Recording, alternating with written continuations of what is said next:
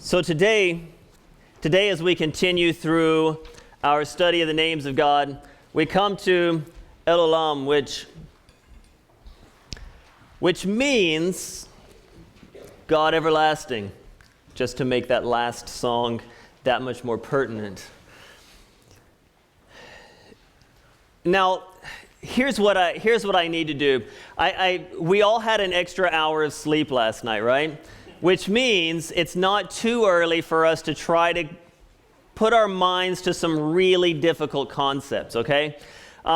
Because here's what's going to happen when we talk about an everlasting God. We tend to jump into this conversation where we jump into the conversation going, hey, you know what? The idea of eternity just blows my mind.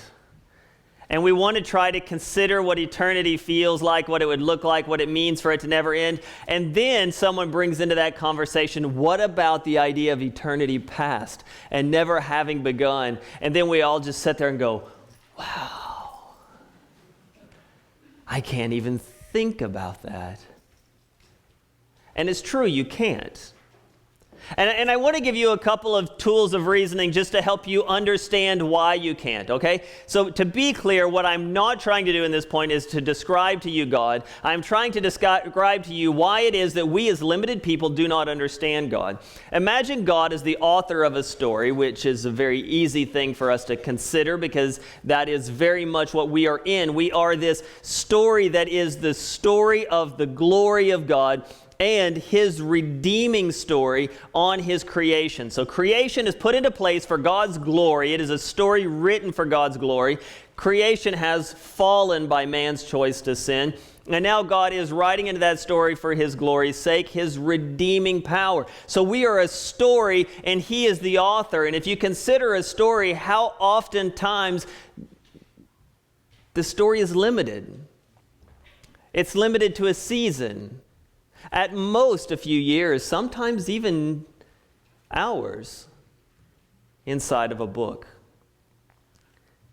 The author is not also limited to those hours.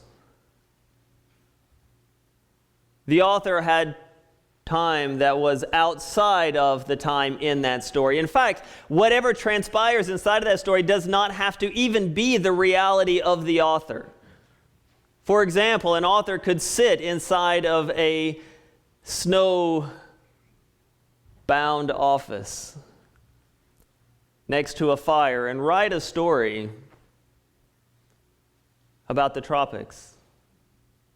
He's not bound by the reality that is inside of the story. He has an other that he lives in. The same if you want to take it from an author, if you want to take it to a painting, right? The artist is not bound to the world inside of the painting that they are creating. The author is outside of that world that they are painting, if that makes any sense. And God in the same way lives outside of this, but he also interacts with us, and we see these glimpses of God that he chooses to reveal to us. But even inside of that, we think, okay, so like the painter and the author, those things do kind of run short at some point, right? Because the painter is not painting himself into the story, although he could. It still would not be limited to that. But how is it that God interacts with us in a way that causes us to understand something of him, but not to understand everything that is him? The way C.S. Lewis describes this is he says, imagine a two-dimensional plane. A two-dimensional plane is, for example, a drawing on a piece of a paper. Two dimensions meaning we can measure two different ways. We can measure length and we can measure width. But we can't measure a thickness because it only has the two dimensions. So imagine a two-dimensional world where everything takes place on this flat page and there is height and there is width, but everything is just flat and we are bound to that. We are cartoon characters, not like modern cartoon characters that actually look like actual things. We're talking like old school cartoons, the Saturday morning kind of cartoons where things looked flat, like a drawing. And then imagine a three-dimensional object presenting itself to that world. If we had a flat two-dimensional world and then we had a three-dimensional object that would pass through it, what would it look like as a sphere passed through that two-dimensional world? Well, it might look like a very small dot in the beginning that would rise and grow, and then as it passed through, it would start to decrease until it was just a small dot again. And those people in that two-dimensional world would be able to look to it and they would say, that is what we call a sphere. To us, it looks like a circle because we're bound to two-dimensional thought. And we don't have the capacity to understand or make reason of a three-dimensional world. And so we only see this small part of what that sphere was. But if somebody wants to tell me it's a sphere, I'm going to have to trust them on that because it's not within my capacity to understand that idea of thickness. Yet it is. It is a thing that exists. And so when we talk about God as an everlasting thing, what I want you to do is I want you to get past the idea of, oh, who can comprehend, and say, well, I can't comprehend. All right? Because we are bound inside of this world to the laws of this world. If people that want to talk about the laws of this world and sound really smart call them the quantum mechanics. But we are bound to the things that we know in this world. We're bound to physical and material. Right? We are physical and material. And we can think in abstract form, but even our abstract thoughts have these material consequences. So when we think about God being spirit, we think, well, what is that made of? Why? Because we can't comprehend a world without a physical presence. And when we think about God being everlasting, we think, how can it be? Because I'm bound by time. Right? I watch the days come and go. I watch the years pass. It used to be that years lasted a really long time. All of a sudden, at some point, I don't know when that changed, but years don't last as long as they did when I was growing up. But we're bound to this idea of time. And so when we think about God being timeless, I don't want you to do this. I don't want you to feel trapped in this idea of, I have to place God into time and then throw the extensive time into eternity past and eternity future and say that's what God is like. Because one, it doesn't make sense. It doesn't work that way. God is outside of time. And therefore, from the beginning and through all of eternity, God is. And that's what is being told to us in the idea of El Olam, the idea that God is everlasting. Now when we see this word Olam, it is not just used as an attribute of God. It is used as a name for God and an attribute of God, but it's used as more than that. God's promises are Olam. And God's plan is Olam. And it matters that we know that God's name, his person, his plan, and his promises, 3 P's so you know it's a Baptist sermon. His person, his plans, and his promises are all Olam. Why does this matter? Well, it matters because if God is not Olam, his plans never could be. Because if he ever came to end, his plan would go with him. And his promise would only be as strong as his plan and his person. When we find Olam used in the Bible, oftentimes it's going to be translated as everlasting. A God who is everlasting. And we're going to read a passage here that's going to show that in just a second. I promise this is going to be a biblically based sermon. But it's not the only time that Olam is used. Olam is also used to talk about antiquity. It's used to talk about things that are past. There are other ways of talking about things that will never come to an end other than Olam, although Olam can be used in that way. But when we talk about Olam, what we are talking about is a God who is outside of the confines of beginning and end. He's outside of the world of time. This law that he created, but he himself is not bound to. that the God who was and is to come is our Olam. Now, as we work through the names of God, we're asking ourselves three questions every time. The first question that we're always going to ask ourselves is, what is it that God is trying to show me about himself? Why would he have himself to be called El Olam, so that I would know more about him? Why this revelation? Well, the purpose of this revelation is that we would just understand that he is in a way that we are not. And in that one thing that is the great equalizer for all this material world, time. I have a friend who just this morning posted on Instagram this, what I think was intended to be a sort of pithy, wise thing that said, everything you touch changes, everything changes, the only constant is change, God is change. He's not a believer, so he wasn't trying to make necessarily a Christian theological statement. But this was his statement, right? And the best that I could come from what he was trying to say in this was that the only thing that we can expect is that things are going to change. And that can create a chaos theory, right? That things are constantly changing. And the reason we see things as constantly changing is because time is the great equalizer. In time, we see life come to be. We see life grow into strength and beauty. And then we all start into our 40s, and we see strength, not beauty, we see strength diminish. Right?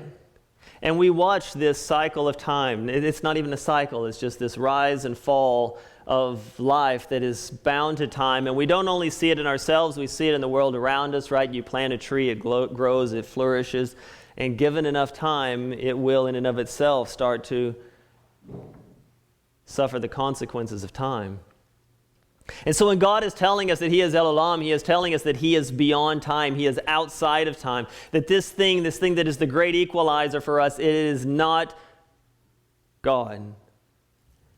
He is also telling us in saying that he is the one who was and will be, was and is and will be, he's also telling us that he is constant. What comfort is there in understanding that God is constant? Sam mentioned that the youth were working on a memory passage. There's also some in praxis who are working on a memory verse. And we were talking about this last time we met for the men's Bible study. And Don pointed out to us the power of Peter's words when he said that we have received an inheritance that is imperishable, unfading, or imperishable, undefiled, and unfading. And that 3 times he teaches us the security of the promise of God, the person of God, this plan of God. And so what is it God telling us about himself? He's telling us that he is constant. How does this change the way that we worship? Let me have you turn to Psalm 136.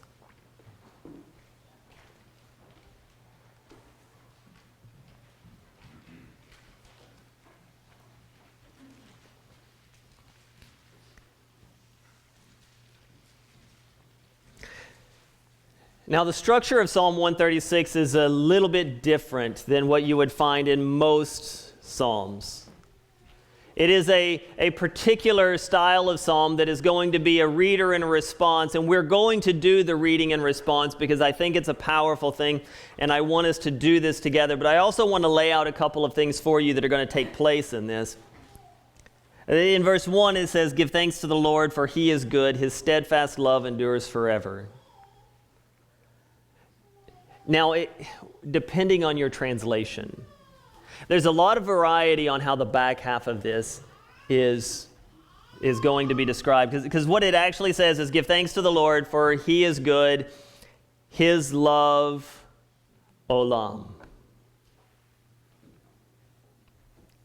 And some translations put in the idea of faithfulness and loyalty and steadfastness as this thing that is going to show that it is secure and enduring, which is exactly what we want to try to communicate in Olam.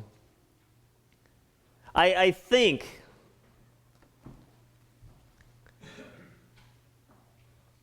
that the reason why this is translated so differently is because it is hard for us to find a word that is going to describe security outside of time in such a way that we would be able to properly communicate the fact that his love not only will continue, but always was. And that it is unchanging. We tend to use the word forever, but there are times when you'll see inside of the scripture, especially in the Psalms, when it'll say forever and ever. And you can look then into the Hebrew and you see that it says it is olam and ever. And different words used to pass along this idea. And so how is it that we do this in English? I think the best way for us to do it is to not do it in English. So how about this for fun? We're going to do this reading and response.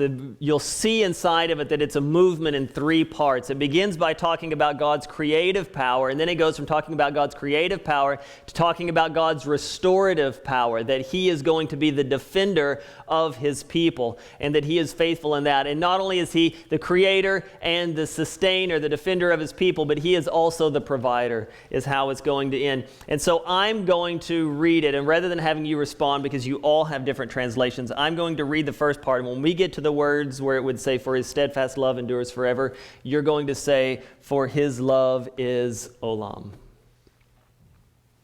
Okay? And as we read this, we're going to be reading about the deliverance of Israel. And I want you to consider how it is that this changes your worship. That's the second question. How does this change your worship? And I want you to think about the things in your life. What are the things in your life that are changing? That are chaos? That don't make sense? That cause you anxiety? That cause you fear? That cause you to look to it and say, I don't know what to do next because I've never done this before? Or because I'm powerless for change? And as we are reading through the way that God delivers Israel, read into that God has also promised to deliver us, that he who has begun a good work in us will be faithful to complete it, even to the end. Let's practice. I'll read the first part of the phrase. You will say, for his love is Olam. Okay? Give thanks to the Lord, for he is good. That was great. We're just going to keep going. Give thanks to the God of gods. Give thanks to the Lord of lords. To him who alone does great wonders. To him who by understanding made the heavens. To him who spread out the earth above the waters. To him who made the great lights, the sun to rule over the day for his, that won't be the last time. The moon and the stars to rule over the night. To him who struck down the firstborn of Egypt and brought Israel out from among them. With a strong hand and an outstretched arm. To him who divided the Red Sea in two and made Israel pass through in the midst of it. But overthrew Pharaoh, his host, his host in the Red Sea. To him who led his people through the wilderness. To him who struck down great kings and killed mighty kings. Sihon, king of the Amorites, and Og, king of Bashan, and gave their lands as a heritage to Israel, his servant. It is he who remembered us in our low estate and rescued us from our foes. He who gives food to all flesh. Give thanks to the God of heaven.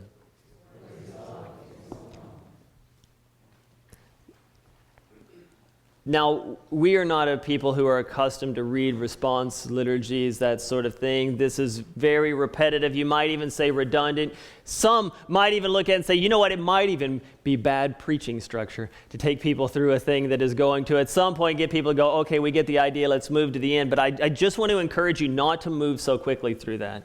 If you go back and read all of this together, you can read this as a story without those breaks in the middle, and it all flows together, right? And inside of it, it is the story of Israel.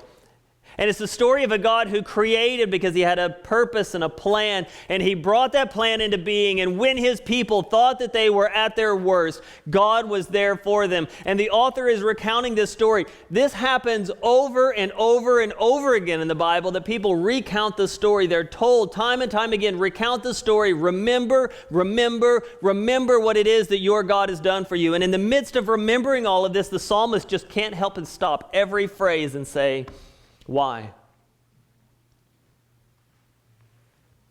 Why is he going to do this for me?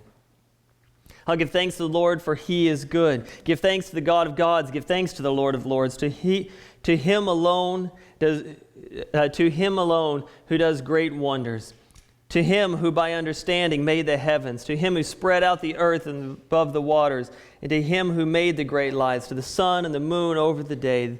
The sun to rule over the day and the moon and the stars to rule over the night. Why? It works without having any of that break in there. And you know what? It's more efficient. And we're all about efficiency. But we need to break that. We need to step out of that efficiency and realize that as this person is recounting, this psalmist is recounting what it is that God has done, not only for all of mankind, but for his people, he stops. And he says there's not only a what God has done, but there's a why God did it. And the why God did it is because his love endures forever as a steadfast, unfailing love.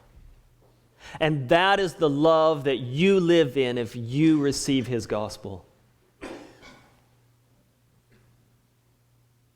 And I want to encourage you as you go back and you look over your life and you consider how God has brought you to where you are. If you look at your life and you see the struggles that you have in your life, I want you to just stop for a moment and say, why? Why? Because he is good and his steadfast love endures forever. Because he is Olam and his promise is Olam. Which brings us to the great promise we hold as the church. That is, he, the Creator God, made these things and declared them good. He created the principle, the primary of all of his creation, and gave them dominion over the rest of creation, made in his own image. And mankind chose to make decisions for themselves rather than to surrender and submit to a sovereign God. Seeing God's rule as limiting and not as loving, and broke out to make decisions for themselves, and we call that sin, and that is the fall of man. And since that day, God has been in process of restoring mankind. We don't deserve to live with him because we're not perfect. Oftentimes we want to say, well, I'm pretty good, but perfect is what is required to live and to commune with the perfect. And that we are less than perfect, we need something outside of ourselves to come into us and to save us and to make us right again, if that even can be possible. And God says it is possible, and I have made a way, and that way is through Jesus Christ. And if you would repent of your sin, turn away from your sin, and you would follow me and make the opposite decision of what was made in the garden, decide to follow my person, my plan, you can be in my promise. God's given us a couple of ways to celebrate this and to show that this is a decision we've made. One way He's given to us to do this is through baptism, where we have the opportunity to go in front of the church, in front of the world, and say, I am going to be baptized to show that I am going to say, no longer my way, but His way. No longer my thoughts, but His thoughts. This is how I want to live my life. I submit to Him. A life lived in worship. And then He gives us the communion table, where we come together as His people who have been baptized in His name and say, that promise that I made to live in Him, I hold to this day. And I continue in that promise. This is what communion is. I'm going to ask if those who are going to serve communion would come with us, or come join me. As we prepare to take communion, I want to tell you that communion is available to anyone in this room who is able to say, yes, I have been baptized in the name of Jesus, to show my commitment to Him. And my commitment to Him continues to hold to this day. The way we'll do it is we'll pass out the bread, and then the elders will come back to the front. We'll all take together, and then we will do the same with the cup. Brian, I'm going to ask if you would pray for the bread.